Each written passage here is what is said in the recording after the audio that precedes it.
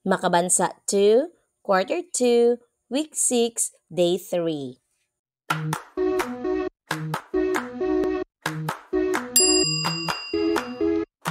Hello! Welcome to my YouTube channel. This is Chell. Please share, like, and subscribe. Thank you! Makabansa 2, Quarter 2, Week 6, Day 3.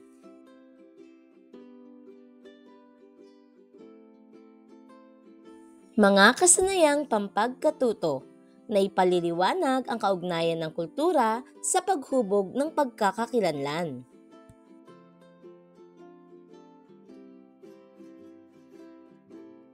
Patugtugin ng isang pamilyar na awiting bayan. Halimbawa, Leron-Leron Sinta, Bahay Kubo, o Magtanim ay di biro. Hayaang hulaan ng mga mag-aaral kung anong awitin ito. Pagkatapos mahulaan, ipaawit ito. Maaari ring gumamit ng isang folk song o awiting bayan na nagmula mismo sa kinabibilangang komunidad.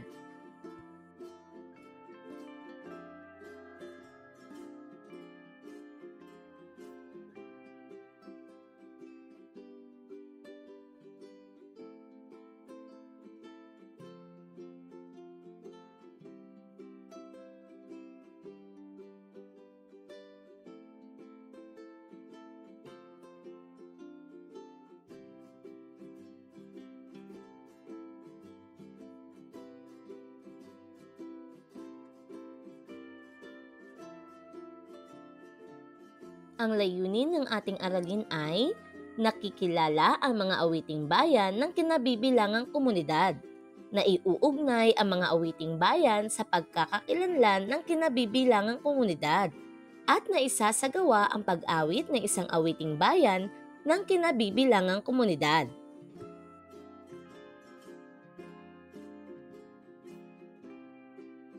Ano ang awiting bayan o folk song? Ito ay isang tradisyonal na awit na nagmula sa isang partikular na rehiyon o kultura at karaniwan itong kinakanta ng mga ordinaryong tao.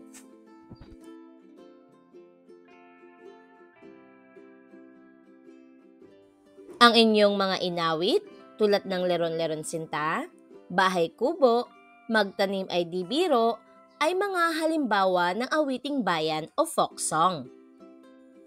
Gamitin ang isang awiting bayan o folk song na kilala sa kinabibilangang lugar. Ipabasa ang lyrics ng awitin.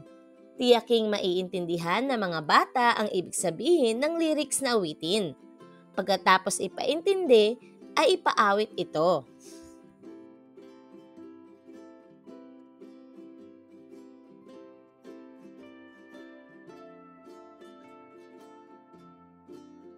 Ngayon mga bata, sagutin natin ang mga tanong. Una, ano ang tema ng awitin?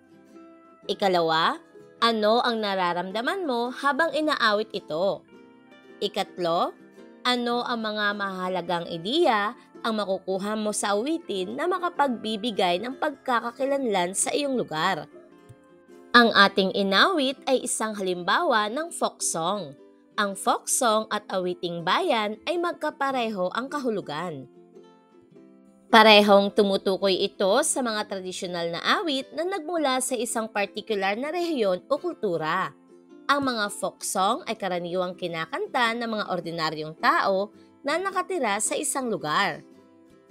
Ang mga folk song ay maaaring magkaroon ng iba't ibang tema tulad ng pag-ibig, kalikasan, kasaysayan, at relihiyon.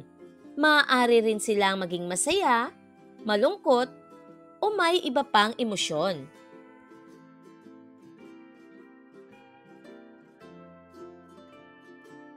Ang mga awiting bayan o folk song ay mahalagang bahagi ng pagkakakilanlan ng isang komunidad.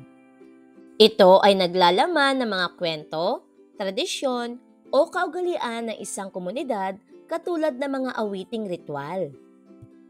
Ito rin ay tumutulong sa pagpapanatili at pagpapalaganap ng wika katulad ng mga lokal na awiting gumagamit ng kanilang dialekto. Ito ay nagiging simbolo ng kanilang kasaysayan at kultura na siyang nagbubuklod sa mga miyembro ng komunidad.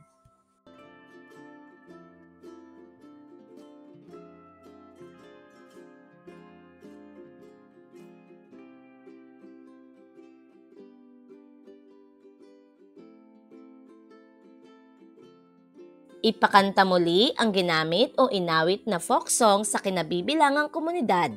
Maaring gawin ito ng panglahatan, grupo, partner o isahan. Tiyakin na makukuha ng bawat mag-aaral ang awitin. Ngayon mga bata, dito nagtatapos ang ating aralin. Nawa po ay mayroon kayong natutunan sa araw na ito. Salamat! Bye!